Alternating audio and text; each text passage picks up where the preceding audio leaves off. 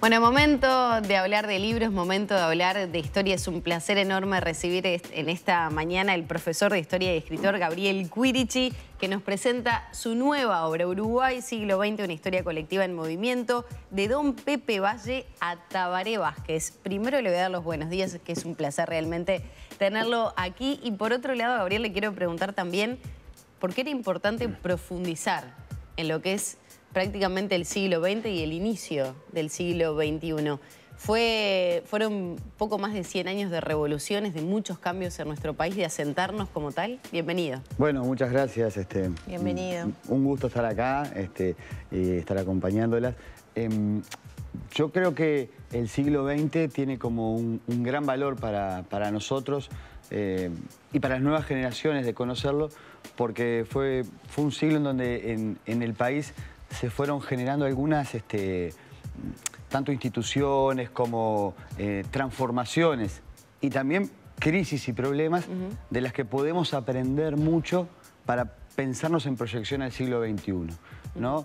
Y algunas muy generales, pero que creo que son importantes. Por ejemplo, esto de titular una historia colectiva en movimiento, me parece que tiene que ver, vos planteás lo de profundizar, Magdalena, con que la historiografía, la investigación histórica hoy en día no solo se queda en procesos puntuales o en los gobiernos o en alguna figura, que son muy importantes las figuras, sino que nuestra historia colectiva, los movimientos sociales, rurales, productivos, los feminismos, estoy hablando del 900, movimiento obrero, el fútbol, el carnaval, ni que hablar los partidos políticos, todo eso en su conjunto generó una gran cantidad de cambios para una sociedad que tuvo muchas oportunidades, porque en aquel entonces también era una sociedad en crecimiento demográfico, llegaban inmigrantes, se movía la población del interior a Montevideo. Montevideo era chiquita, siempre digo lo mismo. Montevideo no nació siendo la capital más macrocefálica. Eso se generó en el siglo XX. Montevideo es una diversidad también de corrientes migratorias internas y externas. Y eso tiene además una característica que para mí es muy importante, que también se puede encontrar en la historia, y es que en Uruguay han pasado muchas cosas. A mí me parece que también está bueno estudiarnos, recorrernos, porque a veces está la idea de que no, acá no pasa nada, o muchas veces se dice, en Uruguay todo viene después. No, no. Sí, o nos quedamos creo con la mirada al principio del siglo XX, ¿no? Claro. Y todo lo que se logró justamente al principio del 1900, que tiene hasta hitos físicos Sí, sin en el duda. país, ¿no? Claro, construcciones, claro. Diagramación de la Rambla, ciudad, ponele, la Rambla, el Palacio etcétera. Legislativo. Esa mirada retrospectiva hasta el gobierno de Tabaré Vázquez, ¿qué nos ofrece? Bueno, ahí por ejemplo, ya que lo planteas así, ¿no? Podríamos jugar con que, mira, en el primer gobierno de Valle, no obra de Valle solamente, pero además de todo lo que se hizo ediliciamente, la ley de divorcio, ¿no? Bueno, que fue de las primeras en el mundo con sola voluntad de la mujer, que tiene que ver con luchas feministas, también intelectuales, como, bueno, por mencionar uno muy conocido, Bá Ferreira, que también planteaba, siempre en discusiones, ¿no? Pero era un país muy activo, ¿no?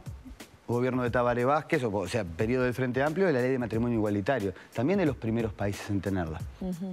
O podemos cambiar, desarrollo educativo, de primera, lo que se fue la extensión de educación primaria en la época de Valle, el Plan Ceibal. O sea, Uruguay tiene Tiene muchos puntos en común el primer periodo de Valle con el primer gobierno de Tabaré Vázquez, bueno, en materia de revolución, bueno, yo o no por lo sé menos si de transformación de revolución del país. es un término más complejo, ¿no? Porque revolución yo creo que ahí tenemos más como un cambio muy profundo y radical. La palabra que Bueno, en el Plan historia Ceibal causó su revolución. fue transformadora, sí. No, Pepa, yo, perdón, me pongo en ese tono como el profesor que corrige a uno, no ponga revolución acá. No, lo que usamos en historia es reformismo.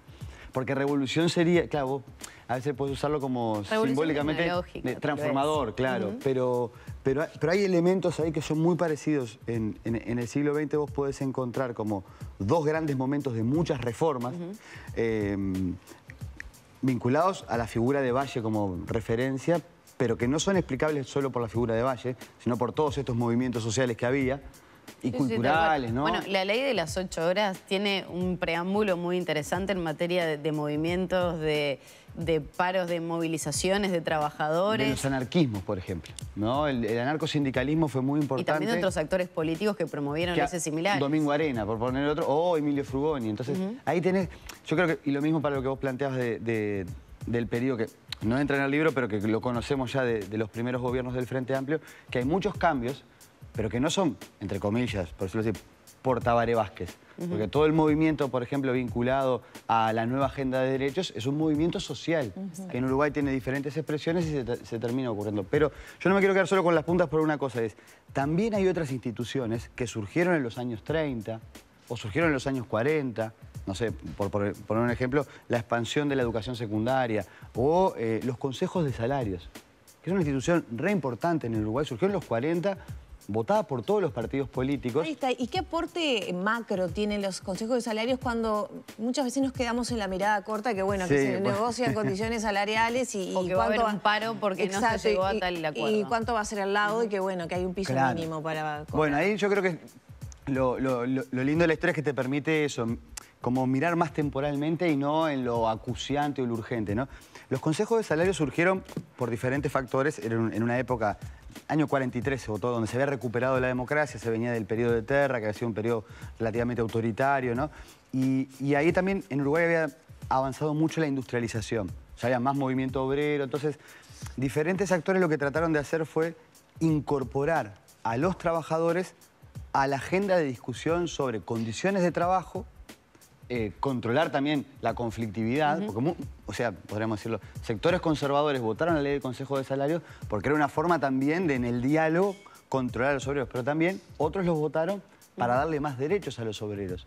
Y eso generó un periodo que yo creo que hay que seguir estudiándolo, que de los años 40 hasta fines de los 50, son casi 2 décadas, en Uruguay aumentó la producción, aumentó la productividad y aumentaron los salarios.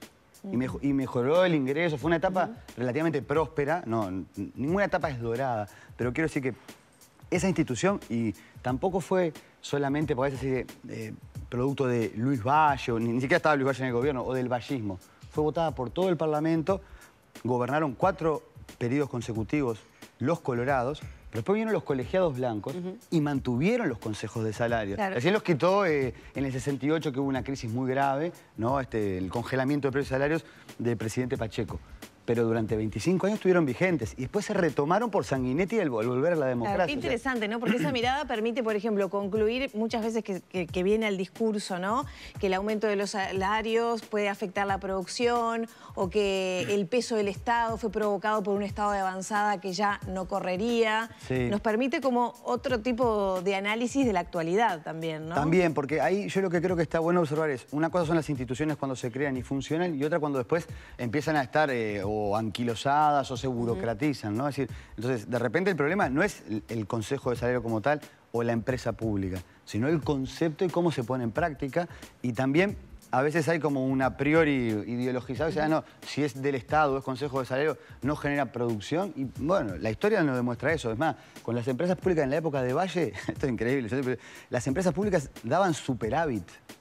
Incluso porque el vallismo a veces es muy asociado como que estatismo, era estatista el vallismo, pero daba ganancia al Estado, ¿no? Es increíble, ¿no? Porque Valle era muy riguroso con José Serrato y toda esa gente, las empresas públicas no eran para hacer clientelismo.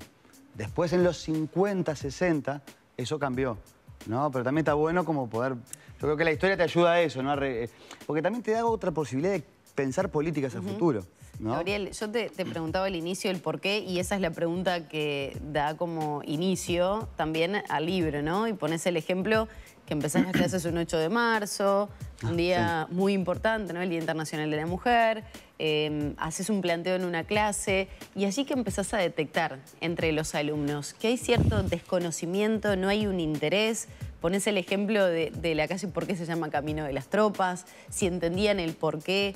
Hay un desconocimiento tal vez de las nuevas generaciones, a diferencia de lo que pasó tal vez con nuestros padres, por poner un ejemplo, que venían de otra época, con sus padres obreros, con maestras que tal vez querían brindar determinados cambios en sus alumnos.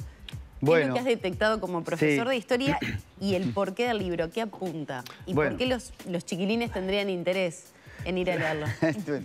Ojalá los chiquilines tengan interés en leer, que es lo que ya está, ahí tenemos un... No, y los no tan chiquilines también. Claro. A veces cuesta mucho, acostumbrados a los dispositivos, a leer el diario papel. Ha cambiado mucho y se ha transformado mucho todo. Mirá, ¿Cómo lograr que sea atractivo? Sí, yo creo que hay varias cosas, ¿no? Por un lado, a mí me parece que los chiquilines siempre tienen intereses que hay que tratar de conocerlos, ¿no? También uno piensa cuando uno tenía 15... Yo trabajo básicamente en el liceo, pero también trabajo en la universidad hace muchos años y en los cursos iniciales, los jóvenes de 19, 20 años, de repente se acercan por primera vez a una lectura en profundidad, ¿no? Y cómo conocer el pasado es un asunto que tiene diferentes dimensiones. O sea, hay una responsabilidad de nosotros, los docentes, ni que hablar, también de los medios. Y los medios no me refiero solo a los grandes medios, es decir, qué hay en las redes, en el ecosistema sobre los pasados, porque a veces parece que se borra el pasado, y también de las familias, ¿no? Ahí hay como varios puntos. Siempre las nuevas generaciones tienen una desventaja, y es que no conocen lo anterior, hay palabras que... Pero a su vez son más ávidas de recrear y tratar de saber qué pasó. Entonces, a mí me parece que el libro tiene como principal fin ser un disparador para otros intermediarios con las nuevas generaciones. Yo no creo que un chiquilín de 15 años se ponga a leer el libro. Capaz que de repente algún capítulo puede servir para trabajarlo en sexto o en cuarto, pero sí de repente que maestras, profes, gente vinculada a los medios, actores culturales que después, de diferentes maneras, conversando en la mesa familiar, otros que tengan, no sé, un canal de streaming. O sea, creo que puede arrimar, ¿no? Desde un lenguaje, yo traté de hacerlo lo más coloquial, no sin fundamento, está la parte correspondiente a las citas, la bibliografía, pero que disparen otros como voces que repliquen hablar del pasado. Yo creo que ese es un poco el objetivo. ¿Has tenido devolución de algunos de tus alumnos, por ejemplo? Bueno, ahora el libro salió en octubre, ¿no? Yo tengo por suerte, la verdad que siempre lo agradezco, doy clases en el IPA, justo además después que hubo un concurso hace unos años para efectivizar a los docentes, doy historia del Uruguay del siglo XX. Entonces algunos gurises lo han ido leyendo, fue todo muy como... Sobre fin de octubre terminan las clases, noviembre, pero lindos comentarios. Y también me ha pasado que ha sido muy lindo, por ejemplo, ahora en las redes, una señora de Mercedes, yo estuve en el Jazz a la Calle, nos conocimos ahí, me dice, bueno, no, mi nieto de 15 años, me lo pidió, se lo regalé, ya lo leyó y ahora lo voy a leer yo para conversar de aquellas épocas. O sea, que se genere ese diálogo entre la abuela y el nieto. Aquellas épocas, pero el final de esas épocas son es nuestras, ahora nomás, ¿no? Son las nuestras Cuando también. ellos estaban naciendo, Claro, prácticamente. pero ponele que lo del plebiscito del 80, hablando de hitos que tiene Uruguay, ¿no? Es en un pueblo que democráticamente derrota una dictadura, una cosa que a veces no la tenemos por una camiseta, ¿no? Río de Libertad, pues digo, es una cosa impresionante. Bueno, pero de repente, claro, este nieto, 2015, debe haber nacido en 2010. Fue 30 años antes de que él existiera, entonces que lo charle con su abuela, ¿no? Es buenísimo. Gabriel, gracias, como siempre. Ustedes. Un placer enorme haberte tenido en esta mañana y todos invitados a ir a buscar en las librerías Uruguay siglo XX, una historia colectiva en movimiento, el libro más reciente del profesor de historia y escritor Gabriel Quirici.